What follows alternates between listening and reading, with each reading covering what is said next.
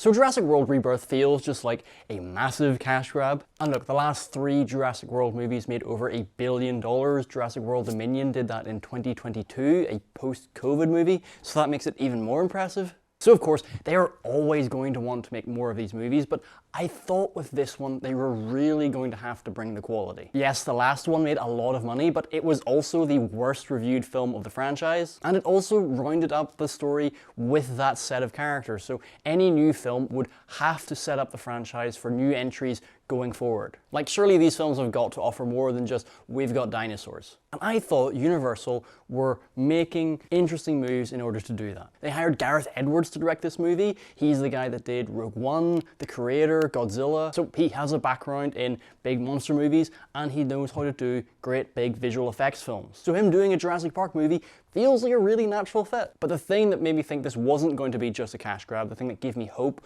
was the fact that they hired the original Jurassic Park screenwriter, David Koepp, to write this film. Now, full disclosure, I'm not a big dinosaur fan. I don't really care about Jurassic Park as a franchise, but David Koepp wrote 2 of my favorite films that have come out this year, so him coming back to do Jurassic Park seemed like a really good sign. But now that I've seen the film, it feels like Universal hired these guys not because they wanted them to do their vision of the movie, but because they felt they were the ones who would be able to get the movie done in the quickest amount of time.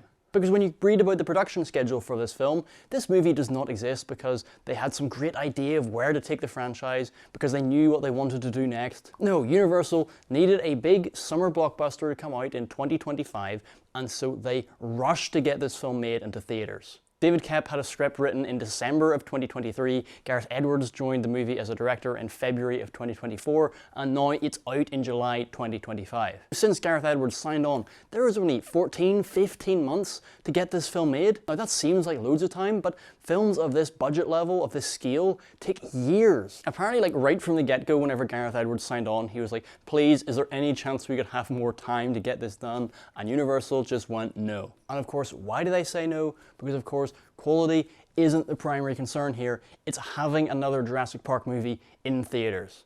Now that I've seen the movie and the quality of it, I'm convinced they just went to David Koepp with a boatload of money and went, look, we need a Jurassic Park script and we need it now.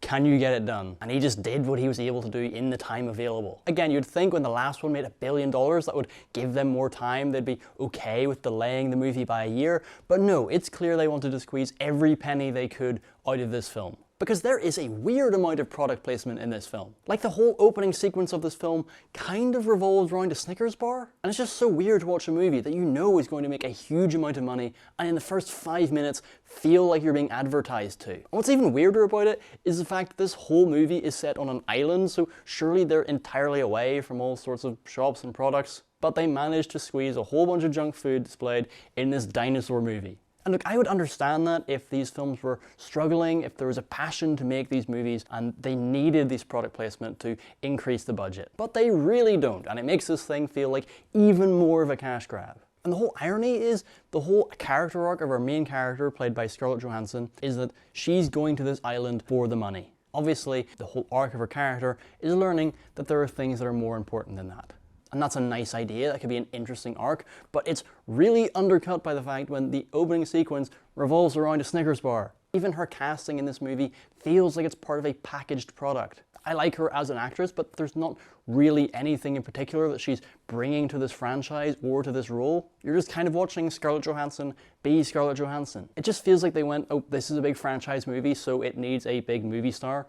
And then if you're a movie star, the only way you keep that status is by being in big movies. And again, because of like the rush production schedule, there's no time to rewrite the script to really attune it to her as an actor. They even have Mahershala Ali in this movie. This guy has 2 Oscars and they give him so little to do. And so I'm just really interested to see how this film does at the box office, because surely at a certain point, these movies have to offer more than just dinosaurs. But when there's such a rushed production schedule, actors dropped in with barely anything to do, and a weird amount of product placement, I can't help but feel like these movies are just cash grabs at this point.